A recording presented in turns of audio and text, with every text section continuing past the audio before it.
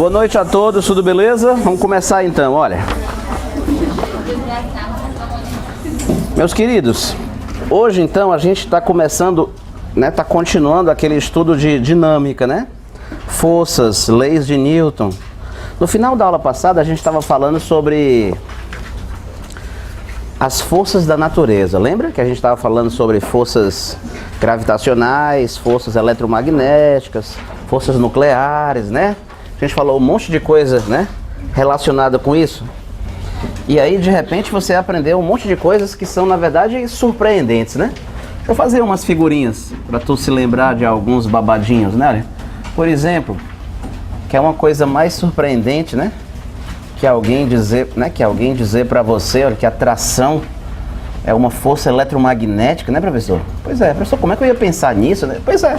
É porque, na verdade, a atração é o resultado, né, da atração entre átomos na escala atômica, né, na escala microscópica. Os átomos de cima e os átomos de baixo, ó, se agarram, né, professor, de modo que essa corda não se rompe assim facilmente, né? A normal, por exemplo, né, quem diria, né, aquela força que aparece quando um corpo encosta no outro, professor? Bom, a parede, ó, é feita de átomos. O seu braço, ó, também é feito de átomos. Na escala microscópica, quando você, né, está ali encostando esse braço na parede, você tem uma fortíssima repulsão, núcleo ali, né? Olha. É, professor, que macroscopicamente a gente chama de normal, né? É, então a normal é o resultado de uma repulsão elétrica, é, professor? Na escala atômica, é. Por isso a normal é uma força eletromagnética, por incrível que pareça, né? A força de atrito, por exemplo, né? Que é uma coisa mais invocada, né, professor? Que é a força de atrito. A força de atrito, quando você coloca um objeto em cima de uma mesa, né? É capaz de você pensar que a mesa é perfeitamente polida, né? Mas quando você coloca um microscópio, olha, aquilo que você chamava de área de contato, você descobre que na verdade são míseros, o que, pessoal? Pontos de contato. E aí quando você quer empurrar essa caixa, os dentes de cima encostam nesses dentes assim, ó, lateralmente, ó, e atrapalham esse escorregamento. Essa força lateral que atrapalha é o que a gente chama de atrito, né? E aí a força de atrito é o resultado, né, da interação entre os átomos de cima e os átomos de baixo. Só pode ser uma força eletromagnética também, né, professor? É. Bom, apareceram outras forças. A velha força gravitacional, né? Resultado da atração entre massas, né, professor? Força da gravidade. Isso, força da atração entre massas, né? Aí sim, beleza. Exemplo de força gravitacional. Força-peso, por exemplo, né? É um exemplo de força gravitacional, né, professor? É. Ou, propriamente, a força de atração entre cargas, ou a força de repulsão, força elétrica, ó. Pronto. Força elétrica, né? E por aí vai, né, professor? Exatamente, né? Tá, professor, beleza, pronto. Então a gente falou um pouco sobre isso, né, do nosso último encontro. Então agora a gente vai falar das leis de Newton propriamente ditas. Vamos falar da primeira lei de Newton, da segunda lei de Newton, né, e da terceira lei, olha. Bora, professor, bora. Então vamos falar da lei de Newton. Isso. Lei de Newton. As três leis de Newton. Isso, né, ó. Quais são as três? A primeira, a segunda e a terceira? É, sabia. Pois é. A primeira lei de Newton, nossa velha amiga lei da inércia. A segunda lei de Newton, Moy, a força resultante é a causadora da aceleração. O senhor acha que eu devo copiar isso daqui? Não, não precisa copiar não. E a terceira lei, nossa velha amiga ação e reação. É a nova, pois é, ação e reação. Vamos conversar um pouquinho rapidamente aqui. Tu se lembra o que é que diz a lei da inércia, Moy? Será que tu se lembra, hein, o que é que diz a lei da inércia? A lei da inércia tem a ver com o papel da força no movimento. Tu se lembra qual é o papel da força no movimento? Para que a força serve? Para variar a velocidade, ou seja, o corpo só consegue fazer a curva, ou ir cada vez mais rápido, ou cada vez mais devagar, se houver força lá, né, professor? É.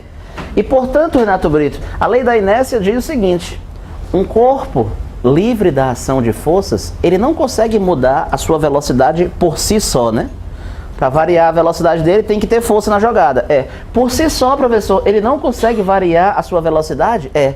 Ou seja, um corpo livre da ação de forças, ele não consegue fazer a curva Nem ir cada vez mais rápido, nem cada vez mais devagar.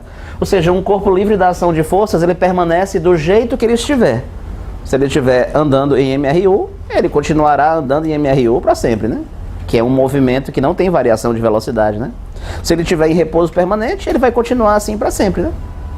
Aí é a lei da inércia, né? Ah, tá. A lei da inércia serve para lembrar a gente, né? De que na ausência de forças, pode até ter velocidade, pode, mas ela não pode variar. É a lei da inércia, professor? É. Não confunda a lei da inércia com um outro significado para essa palavra inércia. Às vezes a palavra inércia aparece num outro contexto como sinônimo de massa. Por exemplo, professor, um caminhão tem uma massa enorme. Um caminhão tem uma grande inércia, né? Renato Brito, por que é tão difícil parar um caminhão quando ele vem em velocidade e você tenta parar com a mão? Pelo amor de Deus, você tenta parar ele com a mão. Por que é tão difícil parar um caminhão com a mão? É porque a inércia dele é enorme. Nesse sentido, inércia é sinônimo de massa. O caminhão tem uma grande inércia, tem uma grande massa. Por isso que é difícil de pará-lo, professor? É. Mas se for uma bicicletinha do teu sobrinho de 4 anos, né? Vem aqui com a bicicletinha, para, vai tomar banho, passa. Eu não quero não, vá agora. É muito fácil parar a bicicleta do menino, né? Porque ela tem uma inércia muito pequena. Tem pouca massa, é facílimo parar uma bicicleta de uma criança, né? Então, nesse outro sentido, inércia é sinônimo de massa, né? Ah, tá. Essa é a ideia, né? Isso. Bom, a segunda lei de Newton a gente já trabalhou um pouquinho com ela, né? A força resultante é a causadora da aceleração e a aceleração que ela produz está sempre na mesma direção e sentido dela. A gente já trabalhou um pouquinho com ela, né?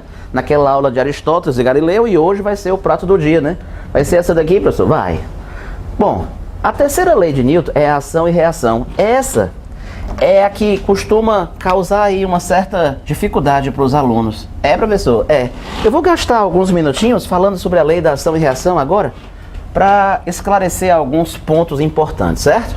Então, digamos o seguinte, olha, turma, quando uma força vai agir, quando uma força vai entrar em ação, olha, você tem que ter em mente o seguinte, ó, toda vez que uma força vai agir, sempre existem dois personagens envolvidos na atuação de uma força.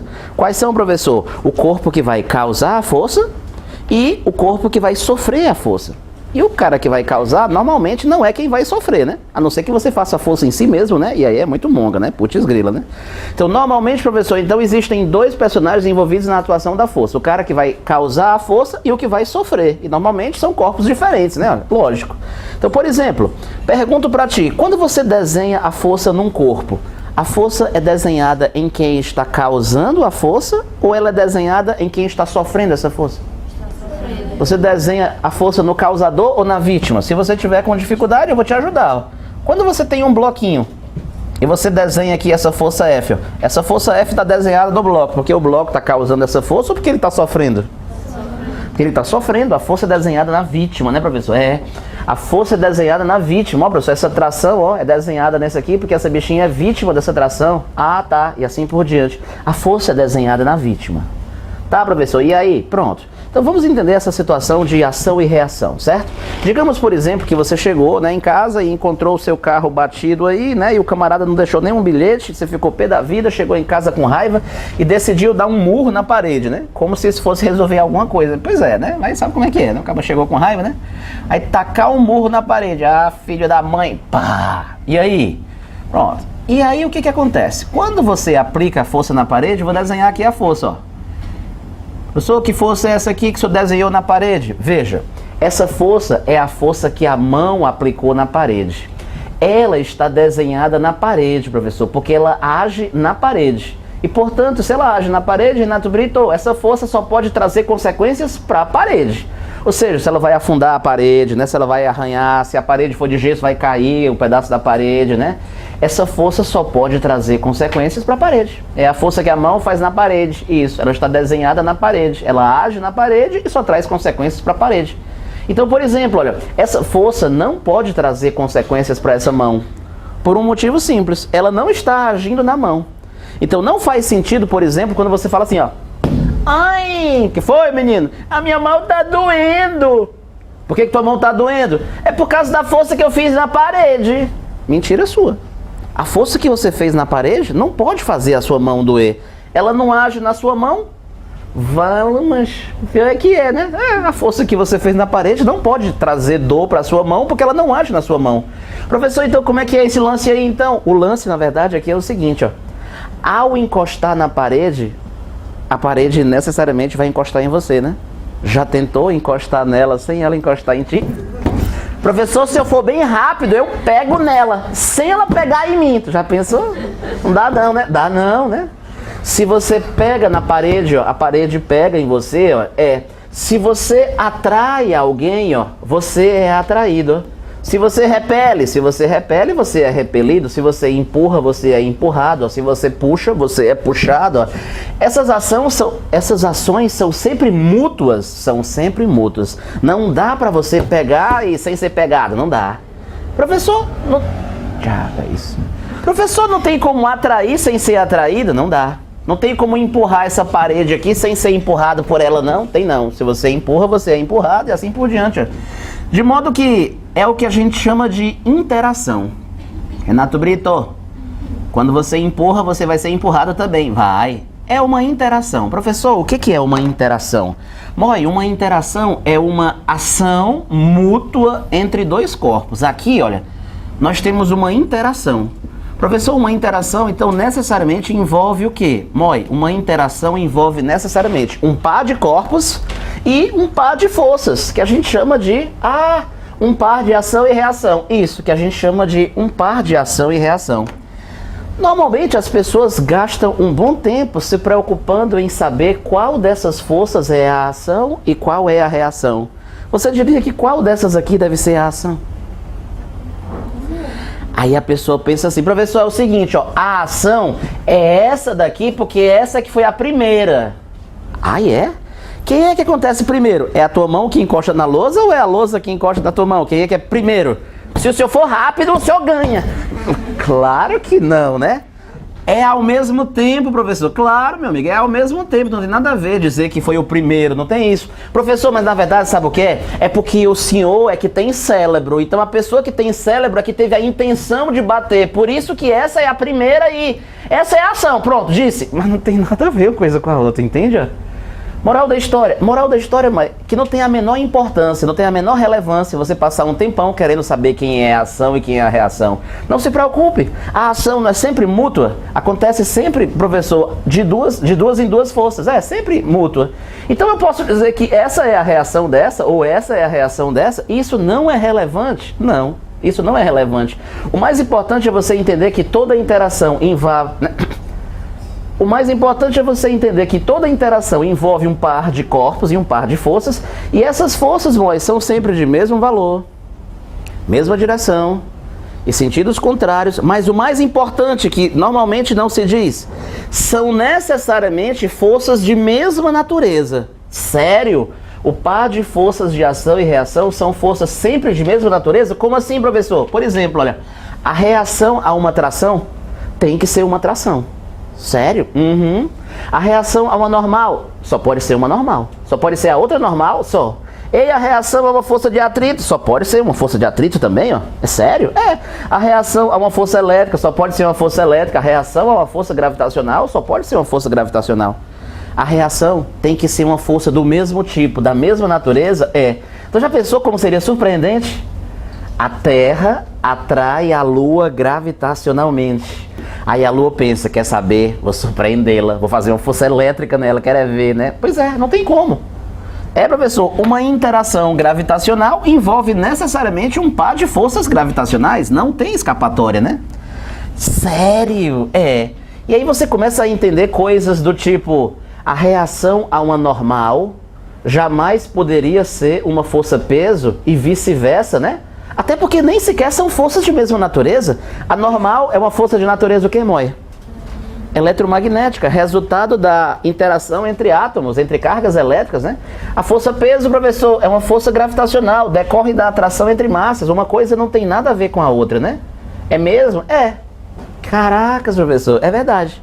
Então, no final das contas, naquela hora que você deu um murro na parede, que a sua mão doeu, a resposta era pra ser assim, ó. Ai, que foi, menino? A minha mão tá doendo.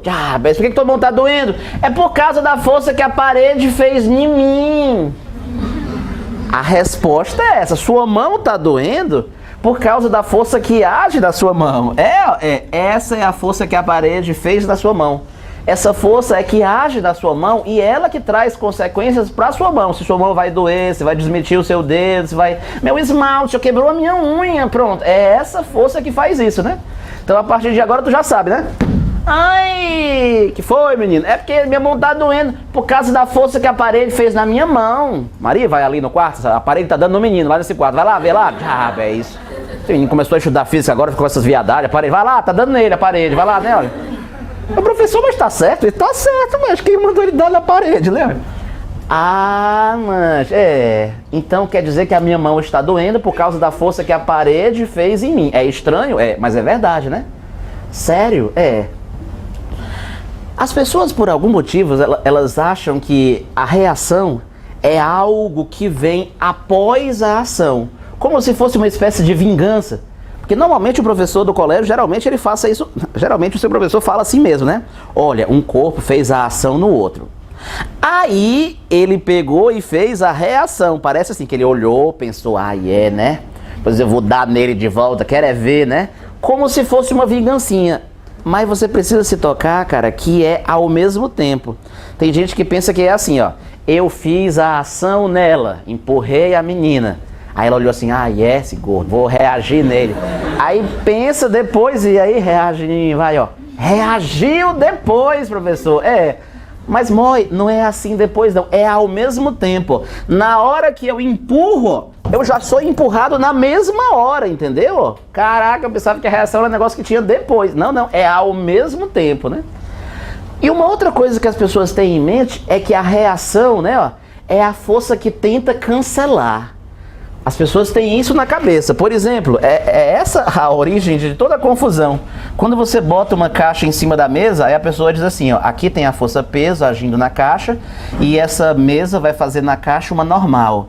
Cadê a reação ao peso? É a normal, porque é ela que está cancelando o peso. Aí a força que tenta cancelar é a normal. Eu não sei por que a pessoa acha que a força que tenta cancelar a outra, né, é a reação. A força que tenta cancelar é a normal, por isso que a normal é a reação ao peso. Eu não sei por que você pensa isso. Moi, a reação não está querendo cancelar ninguém não, entendeu? Olha, não tem nada a ver, tem não.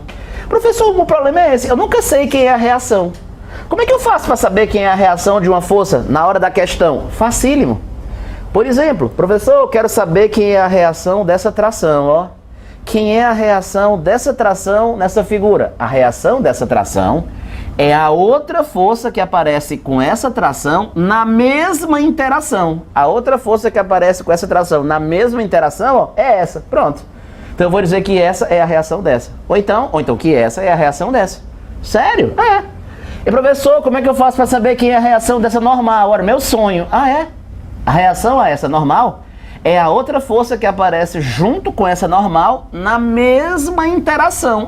Tá, só pode ser essa. Pois é, a reação a essa normal é essa, a reação a essa normal é essa outra. Caracas, A reação a essa força de atrito, facílimo. Cadê a outra força que aparece junto com esse FAT na mesma interação? É esse aqui, esse FAT é a reação desse, e esse FAT é a reação desse. Assim como a reação a essa força elétrica é essa outra, assim como a reação a essa força gravitacional é essa. A reação é sempre uma força de mesma natureza. E ninguém está querendo cancelar ninguém, não. Até porque nem sequer age no mesmo corpo. É mesmo, né? Olha, a parede faz a normal no braço. Essa normal age no braço, só traz consequências para o braço. O braço faz uma força na parede, essa age na parede, só traz consequências para a parede. Então não tem ninguém querendo cancelar, não. Não tem ninguém querendo cancelar. Isso é uma coisa que você precisa ter em mente, entende? A reação não está querendo cancelar ninguém, não. Bom momento para você perguntar. Professor, eu queria perguntar, mas é porque eu tô meio assim. Olha, pergunte, né? Não tem vingancinha, não tem. A reação não é a força que tenta cancelar a outra. Não tem ninguém querendo cancelar ninguém. Por que ela aparece? É porque se você encosta, você é encostado. Coisas que sempre acontecem aos pares, né? Olha, Antes de eu prosseguir, tem umas coisas que as pessoas estranham. Coisas que as pessoas estranham. Renato Brito, cara, por que a ação e a reação tem que ter o mesmo valor? É uma coisa que eu nunca entendi. Por que que o valor tem que ser a mesminha? É isso que eu não entendo. Olha, imagina só o que poderia acontecer, ó, se a ação e a reação não tivessem o mesmo valor. Vou te mostrar umas coisas invocadas aqui, certo? Mostrei, professor. Pronto, olha. Digamos que você tem um carrinho, ó.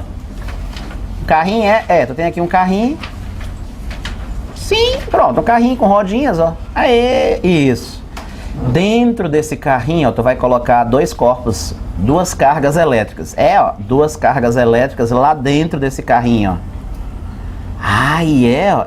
Duas cargas que se repelem, E aí eu vou dizer que uma carga vale mais 10 Q, e a outra vale apenas Q. Tem uma mais 10 Q e tem uma mais Q. Uma é mais forte do que a outra, né? Uma tem mais força, né? Mais carga do que a outra, né? E elas se repelem, professor? E aí, quem será que deve ser mais forte?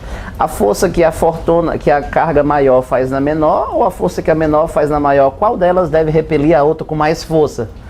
Pela lógica, né? Que muitas vezes você pensaria, professor, eu acho que essa carga 10Q, ó, deve fazer uma força mais forte, uma força elétrica maior. E essa, quando vai repelir ali, vai fazer menos força, porque ela tem menos carga. Então, na minha opinião, feminina de mulher, eu, Claudete Damasceno de Andrade e Silva Monte Alverne, acho o seguinte, mulher, que nome grande, chique, né? Eu acho que essa força elétrica ali, professor, é maior do que essa. Tu já pensou se essa força elétrica fosse maior do que aquela? Se essa força elétrica fosse maior do que aquela, tu percebe que tu ia pegar esse carrinho, tu ia botar ele no chão e ele iria sair andando sozinho. O carro, não tem ninguém empurrando esse carro. Essas carguinhas estão dentro dele, mas é um carro de plástico, né? Um plástico que você nem sabe o que está no interior dele. Já pensou tu botar o carrinho no chão e ele sair andando sozinho? Ia ser massa, né? Pessoal, era o fim da crise do petróleo. Não precisaria mais comprar gasolina. Você chegava na loja, moço, tem duas cargas aí, uma mais Q, uma mais 10Q. Por favor, R$1, né? Dê duas aí, por favor. Pronto. Comprava duas cargas dessa, amarrava no teu carro e aí pronto, ó. Elas iam sair, né? Uma repelia a outra com mais força e aí daria uma força resultante que iria empurrar o carro pra frente, ó. Massa, né? Violaria uma série de coisas. Para começar, a conservação da energia. O carro teria energia cinética crescente, Só que não tem ninguém, né, empurrando esse carro, né, professor? Violaria a lei da inércia, violaria tudo, né? Caracas, a ação e reação, professor, tem o mesmo valor sempre, sempre. Mesmo em situações que você jura que não seria. Por exemplo, professor, tem uma coisa que eu não acredito. Por que o pessoal fala que quando vem um carro, por exemplo, né? Pronto, um carro, e vem uma bicicletinha ré, pronto. E aí, pronto, aqui o menino na bicicleta, uhul! Isso. Professor, e essa bicicleta vai barruar no carro? Pá! Ei, professor, sério, ó, não tem quem me faça acreditar que a força que a bicicleta faz no carro é a mesma que o carro faz na bicicleta. Sabe por quê?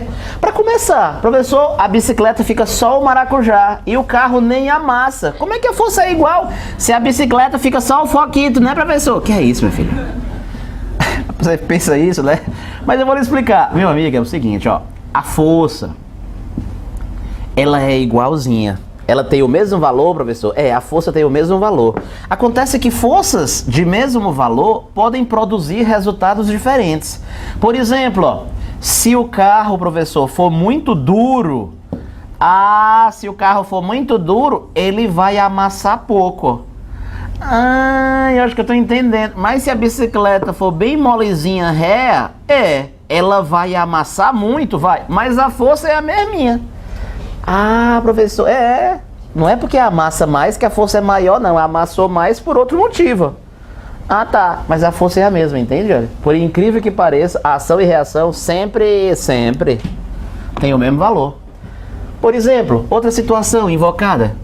Por exemplo, quando você tem uma pistola, né, um revólver, né, e aí você vai dar um tiro, né, a pólvora, né, vai explodir, né, pá! E aí, logicamente, né, professor, que a bala vai pra frente, né, a bala vai pra frente, né, e o revólver vai pra trás, né, vai ter uma velocidade de recuo, vai ter uma velocidadezinha de recuo, né. Tá, por causa da explosão aqui, né. E aí, então vai ter a força interna aqui que produz, né, a aceleração dessa galera. E aí talvez alguém duvidasse, professor, a força que vai empurrar o revólver para lá é a mesma força que empurra a bala para frente? Né, ação e reação? Professor, mas como é que pode, professor? Como é que essa força pode ser igualzinha se a bala sai, né, a 300 metros por segundo e o revólver recua bem devagarzinho para trás. Pois é, mas a força é a mesma. Acontece que forças iguais podem produzir efeitos diferentes. Por exemplo, num revólver que tem uma massa grande, ó, essa força vai produzir uma aceleração pequena. E aí, na bala que tem uma massa pequena, o que vai acontecer? Uma aceleração enorme. O que isso quer dizer? Isso quer dizer o seguinte, ó, o revólver que adquire uma aceleração pequena, a velocidade dele durante a explosão, ela cresce pouco, ó. E a aceleração pequena quer dizer que a velocidade que ele adquire é pequena, professor? É. A bala que tem uma massa pequenininha, né, mas uma aceleração enorme, o que significa uma aceleração enorme? Que a velocidade dela vai crescer subitamente, ó, vai adquirir muita velocidade naquela explosão, ó. Tá. Até porque é ao mesmo tempo mesmo, né? Até porque é simultâneo mesmo, ó.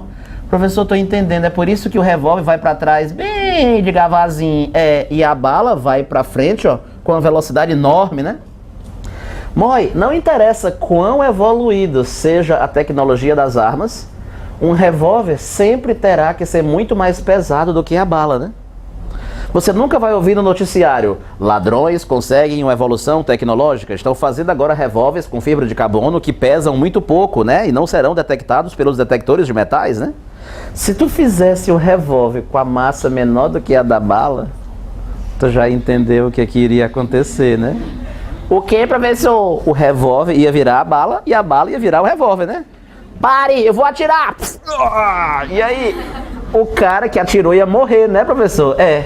Então não tem jeito, o revólver sempre vai ter que ser uma coisa maçuda, vai ter que ter mais inércia do que a bala, mais massa, e por isso ele recua menos, ó. E a ação e reação funcionando, né? A ação e reação, né? A reação funcionando. Então, professor, mesmo quando eu juro que a força não vai ser a mesma, ela é a mesma. Só que forças iguais podem produzir efeitos diferentes, né? Olha, legal, olha. E para finalizar, olha, às vezes a pessoa é tão acostumada a dizer que a ação e reação têm o mesmo valor, mesma direção, em sentidos contrários, né? Que é uma força que tem o mesmo valor, que ela é igual em módulo, que a pessoa acaba achando que é como se fosse a mesma força. Professor, mas não é a mesma força? Como se duas irmãs gêmeas, por exemplo, fossem a mesma pessoa, né? Diz aí para aquelas duas amigas gêmeas que elas são a mesma pessoa. Claro que não é. Uma é a Ruth, a outra é a Raquel. Não é a mesma pessoa. Não é a mesma pessoa. Aqui é a mesma coisa.